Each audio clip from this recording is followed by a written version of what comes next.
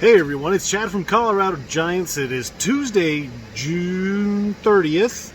That means, yes, I know, again, the same sentence. It's time for your Tuesday update. Stick around. So it is about 8 o'clock in the evening, and I have got a lot of catching up to do, so this is going to be a fast one. The bushel gourd is really up and running very quickly. I haven't had time to bury the vines this week, but the bushel gourd is rocking and rolling. Something that I did this week is I didn't water for 3 days, so probably like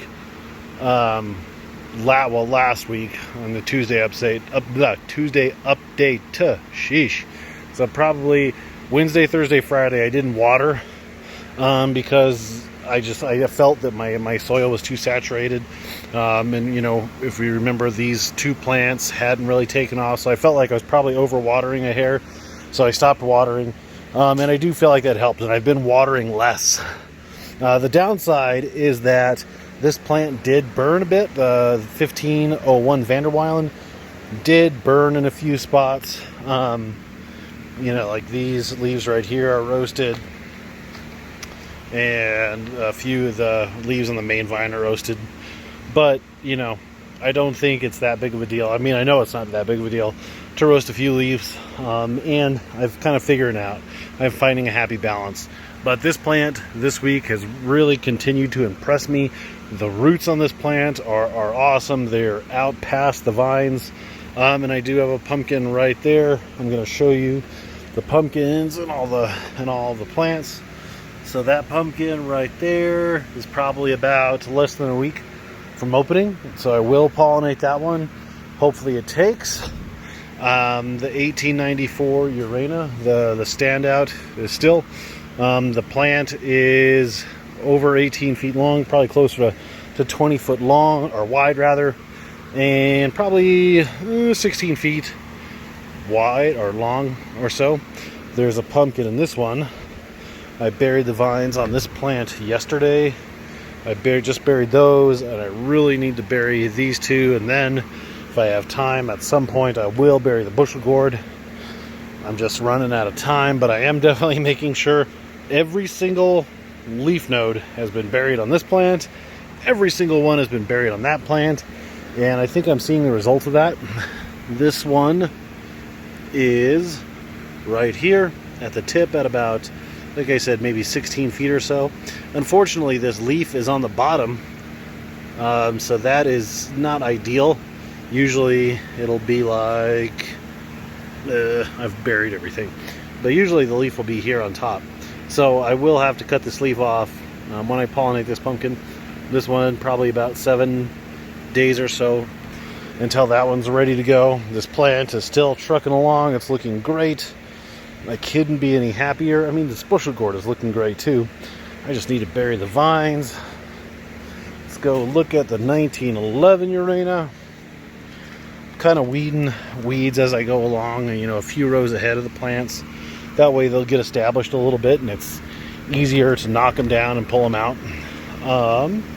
1911 Urena is looking real good, looking like vines need buried, and that is because they do need buried.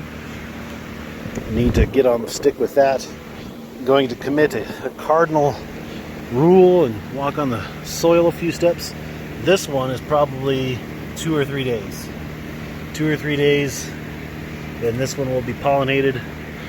We're probably about 13 feet out, 12, 13 foot out.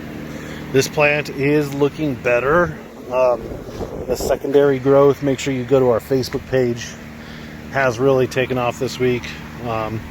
So I am happy with it. Again, you know, I think I cut back the watering a bit. You can see back here it looks real dry because I haven't given it its evening squirt. I water them fairly lightly in the evening time, and yeah, so you can see I have buried everything but the secondary vines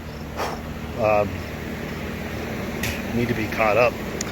Bug flew in my mouth. So, and then the 2118 Baron, this one is is definitely picking up steam. Last week it looked not that great, and in this week it's better.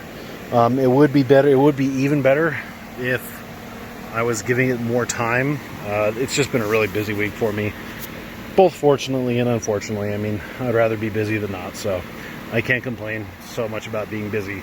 I do have the valves and the drip tape over there, or in the feeder line. I just need to run the drip tape off of the feeder line, and then this will be, the irrigation system will be done. It's working well. This is not powdery mildew. I'm spraying them foliar feeding, and that's just the CalMag drying. And because, like I said, I'm not watering the plants a whole heck of a lot, it just dries, and that's fine. It's no big deal. But the color of the plants is great. All in all, I can't complain.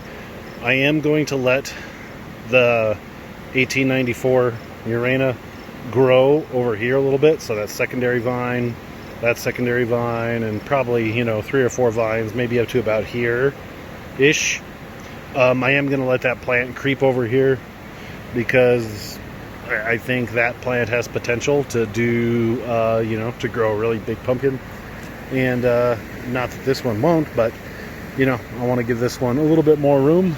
And if necessary, I can let this one grow over here or even grow over there if I want to give it a little bit more space. But I think that's all I have really this weekend. Keep up on your vine bearing. Don't get behind like I am, because then you have to play catch up, and it's not ideal to be so far behind. I'm basically two pumpkin plants and a bushel gourd behind bearing. I'm going to jump over here, and hopefully I can get this one caught up at least this evening, so that way I'm only two plants behind on my vine bearing. Wednesday I work all day, kind of talking to myself, so hopefully Thursday I'll have time to then catch up on everything. And that's it. I appreciate you watching. Make sure you like the video, give us a thumbs up. Questions, if you have any, comment below. I'm happy to answer them. Other than that, hopefully you get out there and you grow yourself a giant pumpkin. See you next week.